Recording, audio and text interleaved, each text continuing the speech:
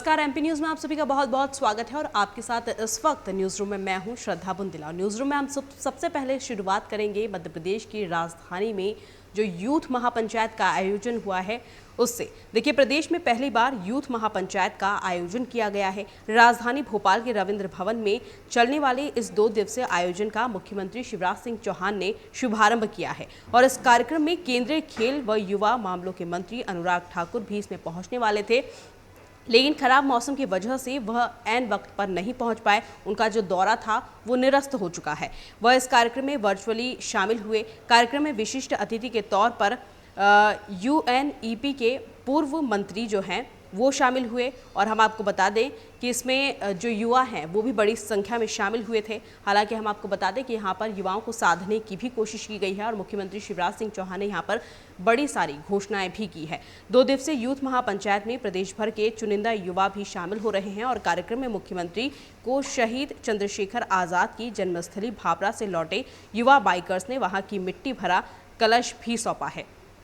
खेल और युवा कल्याण विभाग के अधिकारियों ने ये बताया है कि 2 दिवसीय यूथ महापंचायत में युवाओं से जुड़े विषयों पर 6 सत्रों में विचार विमर्श किया जाएगा और जिसमें पर्यावरण और युवा सत्र में यूएनईपी के पूर्व कार्यपालन निदेशक एरिक सालहिम मुख्य वक्ता होंगे। इसमें स्टार्टअप, मेरा मध्य प्रदेश मेरा गौरव, युवा और सामाजिक विकास, एमपी के युवा चैंपियन, युवा और लोकतंत्र विषय पर भी चर्चा होगी।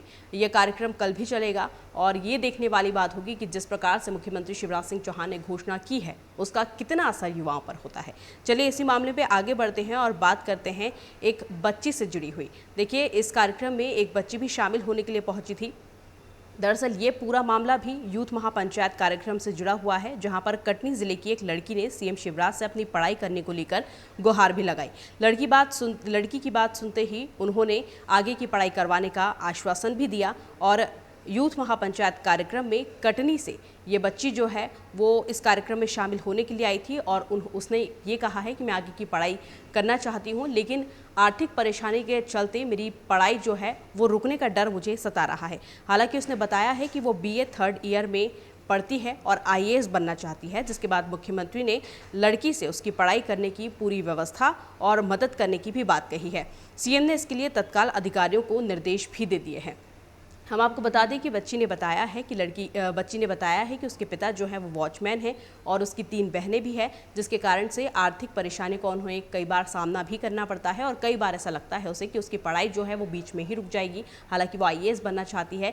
इस वजह से ही अपनी पढ़ाई आगे करने के लिए वो मुख्यमंत्री शिवराज सिंह चौहान के पास गुहार लगाने के लिए पहुंची थी और मुख्यमंत्री शिवराज सिंह चौहान ने उसे आगे की पढ़ाई करवाने के लिए आश्वासन भी दिया है और अधिकारियों को निर्देश भी दे दिए हैं। खबरों में आगे बढ़ते हैं और बात करते हैं क्राइम की।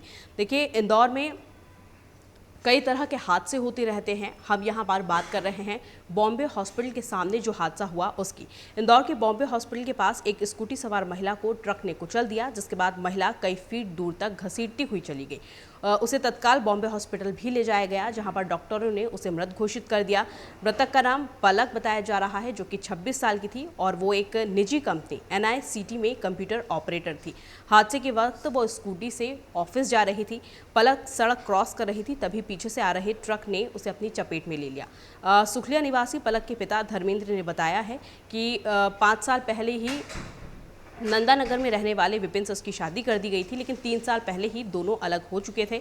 हादसे के बाद पुलिस ने ट्रक को जब्त कर लिया है और घटना जो है वो शुक्रवार शाम की बताई जा रही है, लेकिन उसका जो वीडियो सामने आया है वो आज सामने आया है और तेज़ी से ये जो वीडियो है वो वायरल हो रहा है। हालांकि ट्रक जब्त कर लिया है और पुलिस अब आगे की कार्रवाई जो है वो कर रही है। आगे बढ़ते हैं और बात करते हैं यहाँ पर मॉनसून की। उत्तर प्रदेश और बिहार को छोड़कर देश के लगभग सभी राज्यों में मॉनसून मेहरबान हो चला है। राजस्थान में भी झमाझम बारिश हो रही है और इस दौरान गुरुवार को भारी बारिश के बीच कोटा के पास चोमा गांव में बादलों की एक अजीबोगरीब आकृति यहां पर देखने को मिली है। यहां पर खेतों में पानी का बवंडर बनता हुआ दिखाई दिया। पानी जमीन से आसमान की ओर जाता हुआ दिखाई दे रहा था। यह दृश्य देखकर गांव के ग्रामीण दहशत में आ गए। यहां कई लोगों ने कुदरत के इस नज़ारे को मोबाइल में भी कैद कर लिया और ये जो वीडियो है अब वो तेज़ी से वायरल हो रहा है। सोशल मीडिया पर चोमा गांव का यह वीडियो अब लगातार वायरल होता चला जा रहा है। लोग एक दूसरे को भेज रहे हैं, जिसमें अंदाज़ा लगाया जा सकता है कि किस तरह से ज़मीन से खेतों का जो पानी है वो बवंडर की तरह उठकर ज़मीन से घूमता हुआ बादलों की ओर जा रहा है और ऊपर की तरफ बादलों के तरफ एक पाइप जैसी बन चुकी है, जिस कारण से जो सारा नीचे का पानी है वो सिमटकर ऊपर जा रहा है। ज़िले में यह कौतूहल का विषय बना हुआ है और लोग अभी भी इस करिश्मे को नहीं समझ पाए हैं। हालांकि अलग अलग ज़िलों में भारी बारिश का दौर देखने को मिल रहा है। कई तरह के वीडियो जो हैं वो भी सामने आ रहे हैं। कई जगह पर जो डैम है वो ओवरफ्लो हो गए हैं, नदी नाले उफान पर हैं और कई हादसे भी इस वजह से हो रहे हैं। कई जगह अलग अलग ज़िलों में अलग अलग तरह की बारिश हो रही है। कहीं बहुत ज़्यादा ओवरफ्लो होकर रोड पर ही पूरी बाढ़ आ चुकी है, तो इसी वजह से आपको देखकर चलना चाहिए। ऐसे ओवरफ्लो जब पानी बह रहा है तो आपको वहाँ से नहीं निकलना चाहिए, क्योंकि आप भी ऐसे समय में हादसे का शिकार हो सकते हैं। तो न्यूज़ रूम में फ़िलहाल इतना ही। हम फिर हाजिर होंगे कुछ न्यू अपडेट्स के साथ। तब तक के लिए नमस्कार। एमपी की नब्ज, एमपी का हाल, मध्य प्रदेश की हर खबर एमपी न्यूज टीवी के साथ। लगातार खबरों के लिए सब्सक्राइब करें हमारा YouTube channel MP news TV. Latest updates के लिए बेल आइकन दबाना जरा भी न भूलें।